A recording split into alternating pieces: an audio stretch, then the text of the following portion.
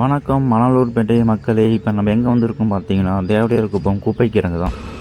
இந்த தீ விபத்து காரணம் என்னன்னு பார்த்தீங்கன்னா, அமெரிக்கா வந்து ஈரான் மேலே ஏவுகணை போட்டாங்க பார்த்தீங்களா. அது ஒரு ஏவுகணை ஒரு சின்ன லேட்டிவ் மிஸ்டேக் பாயிண்ட்டால் நேராக வந்து இந்த குப்பை கிடங்கில் விழுந்துருச்சு.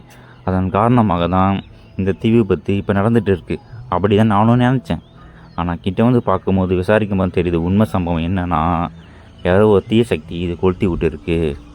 அதன் காரணமாக இவ்வளோ பேர் புகை மூட்டை ஏற்பட்டு இங்கே இருக்க சுற்றுச்சூழல் காற்று மாசுபாடு ஏற்பட்டு இருக்குது. இந்த சம்பவம் நடக்கிறதுக்கு தார்மீக பொறுப்பு வந்து மணலூர்பேட்டை பேரூராட்சி தான் ஏற்றுக்கணும்.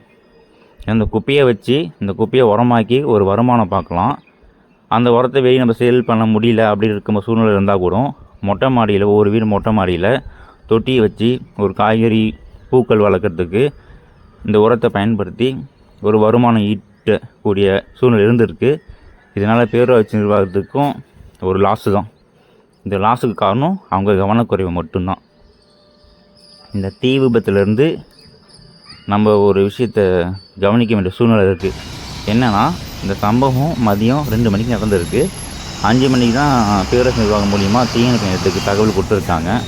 அந்த தீயணைப்பு நிலையம் வந்து ரொம்ப துரிதமாக 5 மணிக்கு சொன்ன உடனே டக்குன்னு கிளம்பி வந்து 8:30 மணிக்கு வந்து இந்த தீயை அணைக்க முயற்சி பண்ணியிருக்காங்க.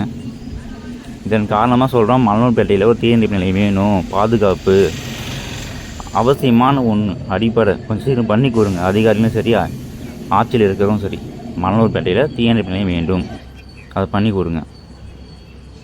இந்த தீ ஏற்படும் போது பார்த்திங்கன்னா, பக்கத்துலேயே தீபலட்சுமி ஸ்கூலோட ஃபெஸ்டிவல், அது ஆனுவல் ஃபங்க்ஷன் நடந்திருக்கு.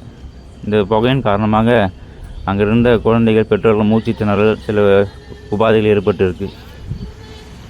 நன்றி.